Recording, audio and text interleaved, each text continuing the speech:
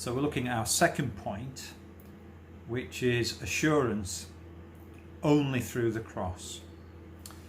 So our assurance exists in hope, and our hope, as we have found out earlier, does not disappoint us because God has poured out his love into our hearts by the Holy Spirit. But this hope, this assurance, this anchor, this solid rock is only made possible because of the most amazing event in history. For this, we need to read verse 8. When I was a new Christian, I received a little pack of tiny Bible verses printed onto cards. And these cards could be put into a wallet or somewhere handy so that when you had a free moment, you could pull them out and memorize them. Verse 8 was one such verse. God demonstrates his love for us in this: while we were still sinners, Christ died for us. See that? God pours out his love into our hearts through the Spirit. But first, God had to prove his love for us by sending his only precious Son to die on the cross.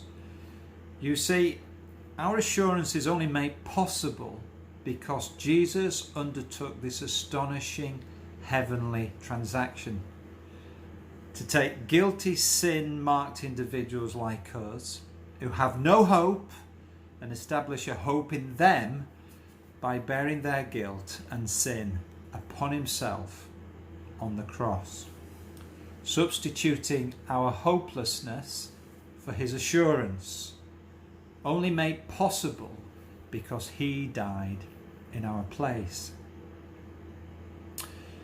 Arguably, we can theologically understand the concept of assurance or hope. We may even think we have a hope or an assurance. And there are some who believe that their theology or belief system is sufficient.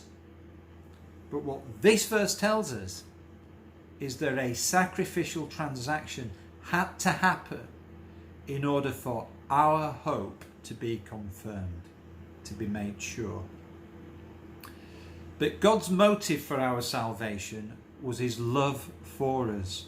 And God's method of securing our hope assurance is by pouring his love into our hearts. Paul repeats this idea in chapter 15 of Romans, verse 13. May the God of hope fill you with all joy and peace as you trust in him, so that you may overflow with hope by the power of the Holy Spirit. I love the symmetry of the Bible and how it weaves themes seamlessly together in such wonderful unity. He loves us. He gave his Son to die for us, to prove that love.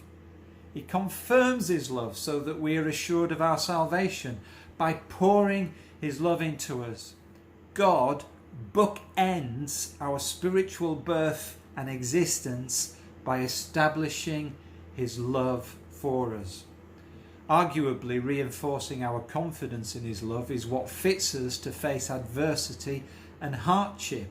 And of course, as we learnt in verse 3, this improves our patience, our long game, it transfers our character, and this ultimately affirms our hope of what is to come. And then wonderfully, this hope does not disappoint us because guess what? God pours his love into our hearts.